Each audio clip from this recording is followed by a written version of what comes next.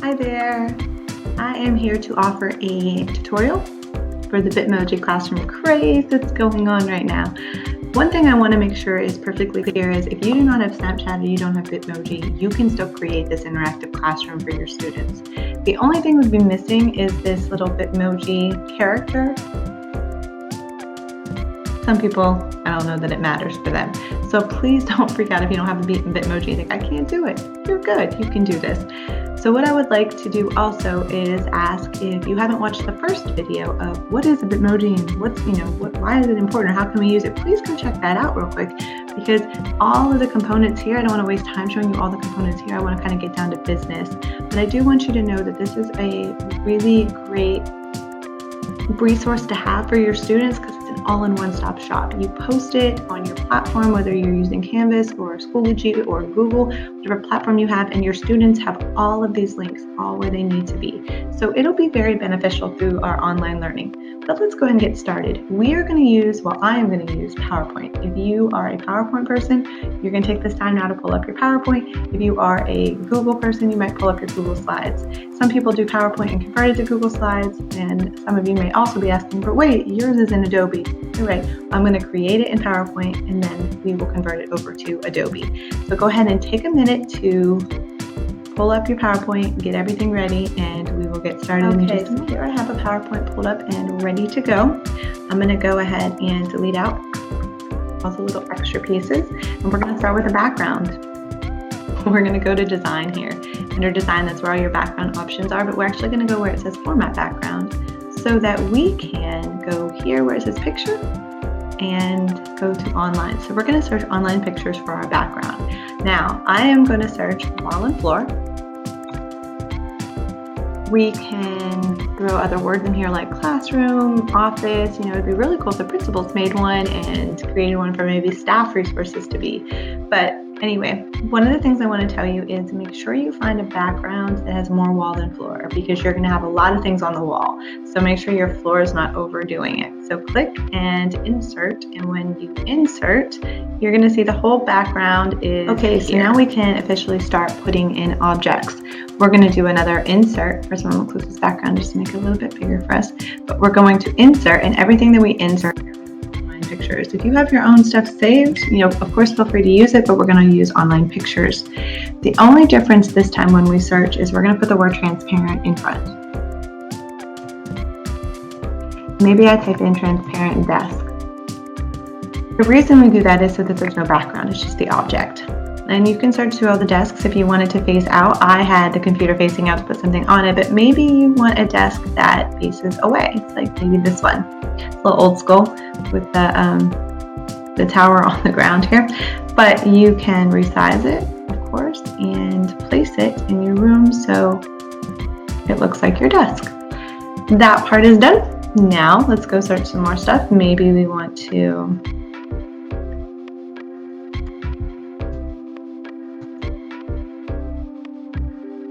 maybe a transparent board. This could possibly pull up, could pull up multiple boards, or could pull up a board of wood, of course. You have various options here to look for, but you also might want to, this is a trial and error type of thing, is to be more specific with your search or less specific with your search, just depending on what it is you're looking for. So maybe I'm looking for a whiteboard. Search through, here's a whiteboard with an eraser and marker. Cool, you can put it in here. But of course there's chalkboards, there's blackboards, there's a lot of different options to do here. So maybe I put that in here. I personally wanted desks. So I searched student desk things for me. So I'm going to show you that real quick, because I want to show you what I was able to do. Sorry, I'm typing on my laptop, which isn't conducive to my fingernails. Well, I looked, and the student desks, hopefully, you can find the ones that I use, because I wanted you to see these ones face forward, and that's a little weird, right? Because your boards would then be behind them. So I did have to search to try to find the student desks that were facing away. At this moment, they're not coming up. So just to let you know, there's a couple things that do happen here. By putting the word transparent, you start to limit your options. And then of course using the comment only, which is the ones that are shared, which you want to do, also limit. So sometimes it takes a bit of searching for you to find what it is that you want to find. Here it is. Sorry, I apologize for missing that the first time. But I just wanted to let you see that I could use this in replace of my board, of course, right? I could just put it in and have the desks and resize and so on and so forth. But I wanted the whiteboard, so what I did was I did the crop. So if I double clicked it, this crop option comes up, and when I crop it, I can make it the size that I would like for the classroom. Click off of that out here, and then I can resize, and now the desks are in my classroom. And that was important for me because I wanted to put documents on the desk. So you can do that any way you want. Okay, so now you have the option to add decorations, whatever you can find. Maybe you look for a teaching poster.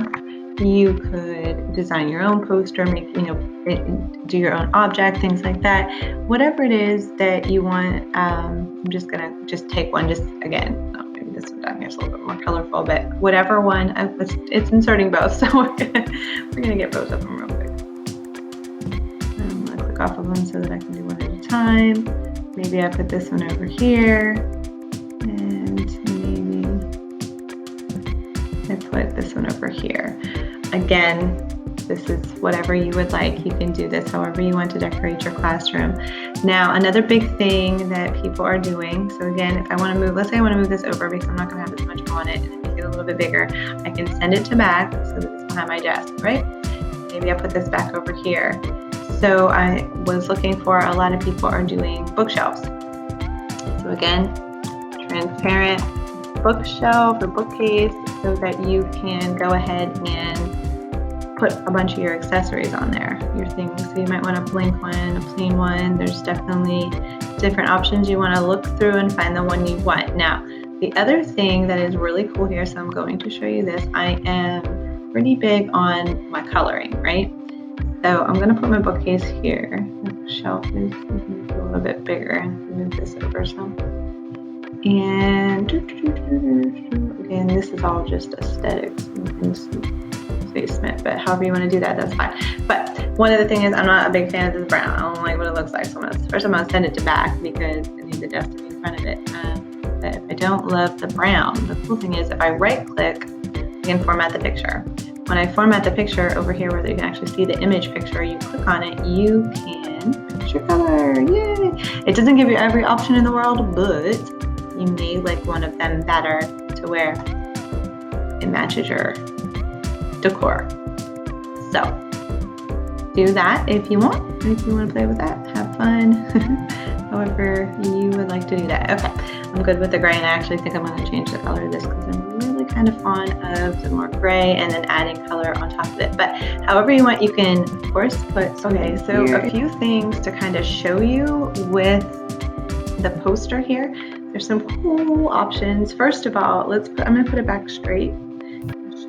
That under the format picture option, which was when we right clicked, I usually keep this up all the time because I'm using it so much, but you have a 3D rotation, and when you're in here you have an X rotation, a Y rotation, Z rotation. When you do it, you can start seeing like it's turning it this way, and I'm going to go back to 0, you can see it turning it that way, and then you can also see here where it starts to turn it. So that comes in handy, especially if you wanted to do like a full 180 switch. There's a lot of different pieces you can do here. And not only that, up here, you're going to see these different picture styles, which are really cool borders. And you can click on some stuff and it makes it definitely look a lot more 3D, like this kind of chopped it. Just put a frame around it, which isn't always the best because it does cover up some of the words. The thinner ones are better. But it does give it a definitely more like a 3D type of shape. And then I might want to go back over here to my rotation and do that. And it has like a bit of a shadow, which again, you can edit with lots of different like things to make it look more 3D. Okay, and you can do that with all of your objects. So under, this is formatting picture and your options of effects, you can do the rotation. And then of course you have all of your different borders and effects in the background. So those come in handy throughout making this, okay? So again, feel free to take time, pause, go decorate, have fun, however you want to do it. You can add books to your bookshelf, different things like that. I'm going to go ahead and stop the video and just add a couple things, so then we can come back and then start talking about how do we link everything. Okay, welcome back. So I just quickly added a few things so I can show you how to link. But what I would like to do before even that is, sometimes you're not finding what you're looking for, right? So it is perfectly fine to have from a website. If I'm going to ask my kids to go see Phet, I'm perfectly fine using their emblem to put in my classroom. So here I have the snipping tool. I don't know if you have it pinned to your toolbar, but trust me, it is a lifesaver. Go ahead and search it, snipping tool, and then when you do that, you can into your taskbar. But anyway, I go to new and just snip this emblem here, or logo, and copy it, go back to my PowerPoint, and then I can just paste it in here and make it whatever size, I would like, which would then make it digital. So we're going to go ahead, since this is already pulled up, we're going to go ahead and show you how to do this pretty easy. All right, the first thing I'm going to do is go back to the website, whatever website you want to be linked to, whether it's a website that looks like this, or it's something you've created, whatever it is, go and just copy the link. You can right click and copy the link. Once you've copied the link, we're going to go back to your PowerPoint. You're simply going to click on whatever it is, this Phet. I'm going to go to insert, and I'm going to click on your hyperlink. Wherever it says hyperlink, I'm going to go ahead and put the web address. Hit OK. And now it's an actual active link. Now I can't show you it here, but let me do this. If I go ahead and put it in presenter mode, I am here. I can click, and it takes me to the Phet site. So that's super cool. And we can do that, of course, with anything. Now everybody's like, wait, I don't want to have to put in presenter mode. No, that's fine. Don't worry. That's why we're going to go ahead and turn it into an Adobe. Once you transform it over to a PDF, all of them are clickable. So, and the kids can't move, the students can't move any of this around. So you can do all of that. Now the next thing I wanted to kind of show you, those are all the links. You can do your files. There's file shares you can do. There's, when you do hyperlink, you'll notice you can go to some of your documents, and maybe I just pick something, and now that's a hyperlink too, and I can do that for everything you see. I can do online manipulatives. I might have an online library. I might even take them to our school library or our district library. Whatever websites that you and your team, especially in your PLCs, come up with that are usable for you. The other thing that I wanted to show you, if you're not familiar with, is Canva. Canva is a lifesaver. I pay for the whole subscription, premium, because I love everything, but there is enough in here for you to do the free. And in here is where I make like all my posters and have the cool fonts, the cool little pictures, things like that, because our district limits us to downloading cute fonts on our district laptops. So I would again use the snipping tool, and I'm going to snip, snip this little area right here, and then it can come into my classroom. Paste it up, and another thing I really love right now that's being offered is if I double click the picture, here I have a cropping feature. So if I didn't get a good snip, I can crop it a little bit more to my liking. That is such a fabulous thing. So I may put that up here. I may put that on my whiteboard. I may put that on my desk, depending on what I do. Remember, you can go and make it look 3D with those options. So, and changed up a couple things, added things, just to kind of show you how you can add all these different little accessories to kind of liven up your room. Each of these can be a link to whatever it is you would like.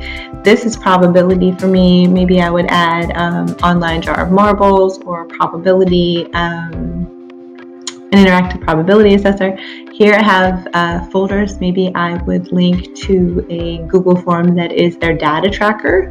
There's a lot of things you can do here. I even want to throw some science in here because I'm always just math brained, but there's a lot of different options you can do in here. But remember, every single thing can be a link to something if you want it to be. So that's always really cool. But, oh, and also, sorry, let me just point out, I did all of this in Canva too with the snipping tool. So let's talk about why they're calling it a Bitmoji classroom, right? We need to actually have a Bitmoji. So what you're going to do is in here, you're going to go to your Microsoft Chrome, and you're going to search Bitmoji,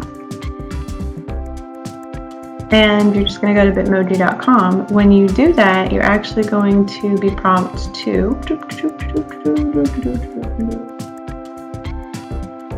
Bitmoji for Chrome desktop. That way, here, it's going to just do an extension. Now, mine is already done. See, mine says remove from Chrome, but yours would say add. Once you add it, then you can just go from there. An extension, what that means if you haven't used it, an extension is located up here. So just an extension of, your web page. And you click on your extensions, and you can see I have Adobe, this Screencastify, which we're using right now, and the Bitmoji. When you go to the Bitmoji, now I can pin it, of course, which means I'd be using it all the time. But when you go to the Bitmoji, you would sign in under with your Snapchat that you created it under, and then you have endless amounts of Bitmojis to choose from for your classroom. I actually found it easier, just to be honest with you, to search through the Bitmojis on my phone under the Bitmoji app, because it was easier to search and then come back here and maybe find it. So you can do whichever Bitmoji you want. You can have them sitting down if you put like a piece of furniture in your classroom, or you want it behind your desk. You can just simply say hi. So maybe I'll just take the one that says hi. I'm going to copy the image. I'm going to go back to here, and I'm going to hit paste. And there she is. And I could put her behind the desk area. Let's see if I move her to back and make her bigger, then she can be there, and then I can move this to back. There are different options to do different things here, and I could possibly get rid of this altogether, or I could move it, or I could get rid of the hive, but now she's kind of like chilling behind the desk, or sitting behind the desk, excuse me. So that's how you can do it, and of course, like I've showed you, you can rotate her, or him, him, and you can do the X, Y, and Z rotation if there's anything that fits better. But that's the Bitmoji part. That's the easy part. Okay, so from here, we will talk about a few more things. Some of you might be like, ooh, child, this is plenty to get me started, and that is fine. Please go ahead, feel free, do however you want to do it, work away, link things, play with things, decorate, all of that funness. And I'm going to continue on the video to get a few more steps further. So please feel free to stop here and work, ask questions if you have them. All right, we'll be back in a minute. We're going to get a little bit more specific, kind of take it to the next level and do the warm up and the documents and things like that. Before I go there, I just want to show you something. There's a really cool thing called Toy Theater. It has a lot of manipulatives. So I actually linked this number line to the number line that is in up here, but as you can see, there's math, reading, art, music, puzzles, games, teacher tools, so much going on in Toy Theater that you could definitely get a lot of ideas for different links you might want to put around the, your virtual classrooms. So please make sure to check that out. All right, when you search for Google Forms, you're going to go ahead and click here. You're going to do a free online survey, which we're going to do the personalized one, of course, not the business. And there are templates for you, which is super cool. I'm going to go ahead and create my own because I like color schemes and things like that. And up here, it gives you the option to pull in images, your own color theme. You could upload your own picture, or you can use their picture, however you want to do it, just to give it its theme. You might call this your daily. You might make it specific to the content. You might have it be a quiz, however you want to do it, your description. You're going to add your question, like how far is 8 from 3? Very elementary, but it works right now. I'm going to type in my responses.